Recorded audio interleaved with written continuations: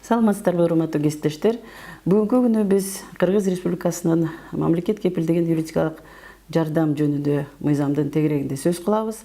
Бул мыйзам кандай кабыл алынган, эмненин негизинде, кандай нормалары бар, механизмдери кандай, ошонун тегерегинде сөз кылабыз. Өзүңүздөргө белгилүү болгондой, биздин эң негизги мыйзамыбыз Кыргыз Республикасынын Конституциясынын негизинде ар бир жаранга квалификациялык юридикалык жардам көрсөтүлүүгө тийиш.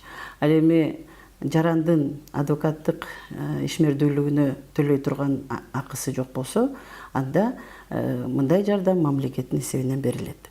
Мына ушул мыйзамдын эң негизги максаты бул ошол жарандарыбызга, каражаты жок жарандарыбызга, же болбосо жакыр адамдарыбызга дейбизби, ошондой жарандарга мамлекеттик тарабынан юридикалык жардам көрсөтүү боюнча нормалар көрсөтүлгөн.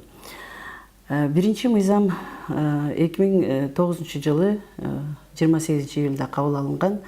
Ошондон 2011 жылдан бери юридикалык күчкө кирип, ошондон бери иштеп келе жаткан.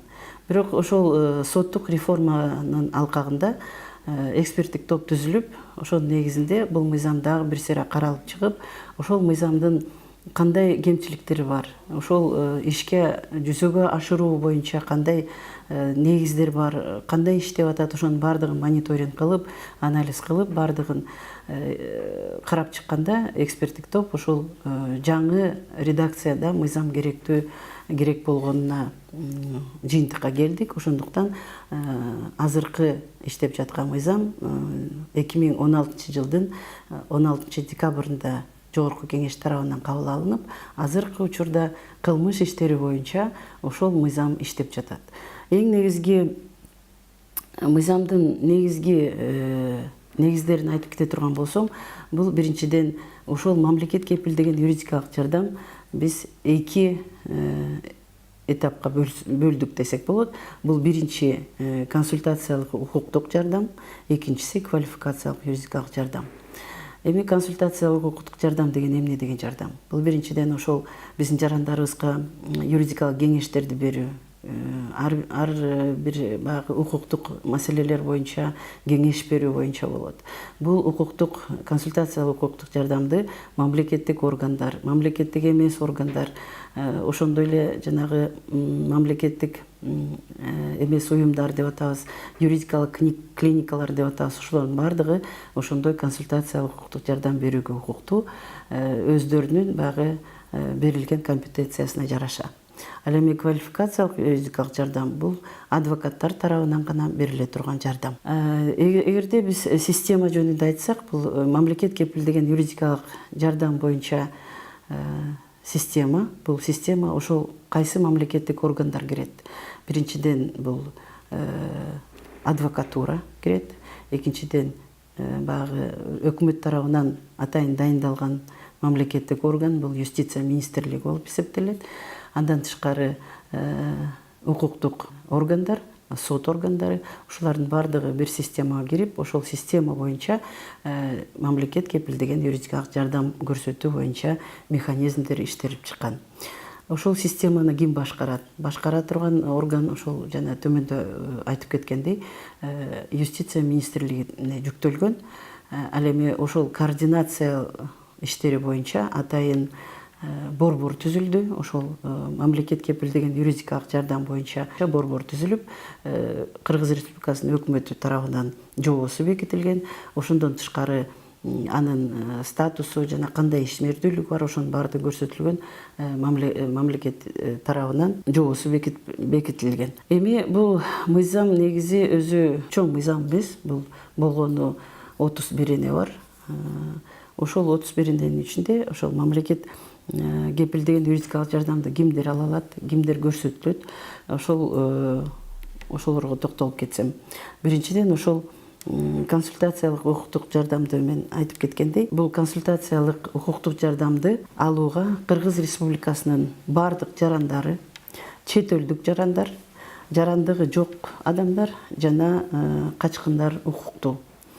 Ал эми квалификациялык юридикалык жардамды алууга адамдар 8 менен 9 беренеде көрсөтүлгөн. Квалификациялык юридикалык жардамды алууга жыл сайын белгиленүүчү эң аз эмгек акысынын 60 эсе өлчөмүнөн ашпаган доочуларга, соттоочуларга, соттолуучуларга, акталгандарга, жабырлануучуларга жана жашы жете элек көйлөргө берилет. Бул жерде мындай деп айтып кетсек, эми түшүнүктүү болуш үчүн жыл сайын ошол эң аз эмгек айлык өкмөт тарабынан бекитилет. Мына былтыркы жылга эгерде 936 болсо, ошол айлык акыдан 60 эсе болуш керек. Ошондуктан азыркы эсептеп көрсөк, бул 5-6 миңдин тегерегинде түссө айлык акысы, ошол жарандардын бардыгы ушундай жардамга укугу бар, жардам алууга укугу бар. Ал эми экинчи бөлүк ошол жарандарыбыз жанагы жылдык акыны карабастан кандай жарандар мындай укукта жардам алууга укуктуу. Биринчиден бул ар бир адам кармалган учурда, бул биринчиден адамдарга кармалган учурда сөзсүз түрдө өзгөчө оор кылмыш жасады деп шектелгендерге, соттолгондорго, айыпталуучуларга, биринчи жана экинчи топтогу майыптуулугу бар адамдар, психикалык оорудан жабыркаган адамдарга, ошондон тышкары улуу ата мекендик согуштун катышуучуларына жана ардагерлерине жана ошол адамдарга теңдештирилген адамдарга, жашы жете электерге, алардын кызыкчылыктарында, алардын ата энелерине, балдардын кызыкчылыктарында, жашы жете элек баланы тарбиялап жаткан жаранга, энеси жок жашы жете элек баланы тарбиялаган адамдарга, андан тышкары мөөнөттүк кызматтагы аскер кызматчыларына, мамлекеттик жатак үйлөрүндө жашаган кары картаңдарга, ошондой эле башка жазык процесстик кодексте көрсөтүлгөн жарандарга мамлекет кепилдеген юридикалык жардам көрсөтүлөт. Мыйзамда көрсөтүлгөн жарандарга бул жардамды кимдер берет? Эң биринчи, жана биз айтып кеткендей, квалификациялык юридикалык жардамды адвокаттар гана бере алат. Адвокаттар бул мамлекеттик реестрде турган, ошо мамлекет кепилдеген юридикалык жардам боюнча атайын мамлекеттик реестр түзүлөт, ал юстиция министрлиги тарабынан жүргүзүлөт. Ошонун негизинде гана ошол адвокаттар андай квалификациялык юридикалык жардамды берүүгө укуктуу. Эми бул системаны координациялоо деп айтабыз. Ошол маселелерди координациялоо кимге жүктөлгөн? Эң биринчиден ошол айтып кетиш керек, мыйзамдын эң баягы жакшы жетишкендиги бул ошол координация борборун түзүү. Мурун координация борбору жок болчу, мыйзам эффективдүү иштеген эмес, ошол координаторлордун баягы функциялары юстиция министрлигинин кызматкерлерине жүктөлүп, бул иш жетиштүү түрдө аткарылбай келген. Ошон үчүн азыркы биздин жетишкендигибиз деп айтсак болот, бул мамлекет кепилдеген юридикалык жардам иштерин координациялоо боюнча атайын борбор түзүлдү. Бул борбор юстиция министрлигинин алдында болот. Ошол борбордун ичинде координаторлор иштейт. Координаторлорду биз айтып атабыз, азыр эми штаттык өлчөм боюнча 22 координатор болот республика боюнча. Ошол ар бир областта иштерге жараша координаторлор дайындалып, ошол иштер жүргүзүлүп атат азыркы учурда. Координаторлордун функциясы. Эң биринчи координатор бул кандай адам? Бул ошол системага катышкан адвокатура, же болбосо укук коргоо органдары, сот органдары, андан тышкары ошол арыз берүүчү жарандын ортосунда байланышты түзө турган адам болот. Ошол байланышты түзүп, ошол бардык иштерди координациялоо ошол координатордун милдети. Биринчиден координатор ошол арызды караш керек. Арызды карап, ошол арыздын негизинде түздөн түз ошол реестрде жана көрсөтүлгөн реестрден адвокаттардан адвокат дайындап ошол эле замат адвокат дайындалып адвокат жиберилет. Ошол жаран кармалган учурдан баштап.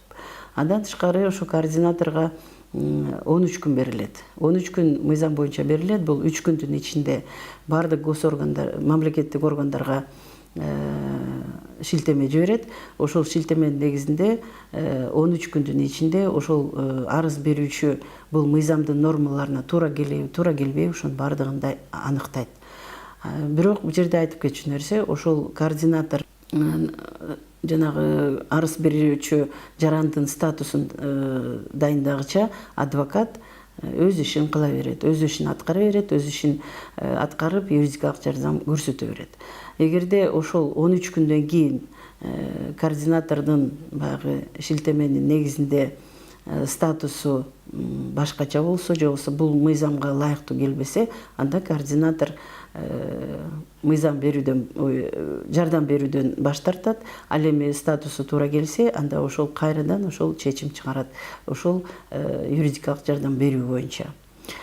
Ал эми координатордун дагы бир функциясы бул ошол 5 чечим чыгарат. Биринчиден ошол дайындоо чечими, экинчи мамлекеттик жардам берүү боюнча, андан кийин эгерде адвокаттарды баягы алмаштыруу боюнча чечимдер да болуп коет. Эми ал алмаштыруу чечими бул мыйзамдын негизинде көрсөтүлгөн. Кайсы учурда адвокаттар алмаштырылышы мүмкүн, бул өзгөчө жанагы реестрден чыгып кеткен адвокат болсо, же болбосо убактылуу жумушунан четтетилген адвокат болсо, же болбосо өзү ошол жардамды алып аткан жаран өзү жок, бул адвокат мага кереги жок деп кат жүзүндө кайрылса, ошолордун негизинде координатор алмаштыра алат.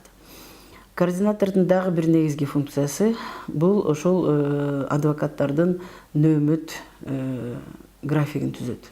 Ар бир айга ошол жана мен айтып кеткен реестрден адвокаттардын ичинен нөөмөт графигин түзөт дагы ар бир айга.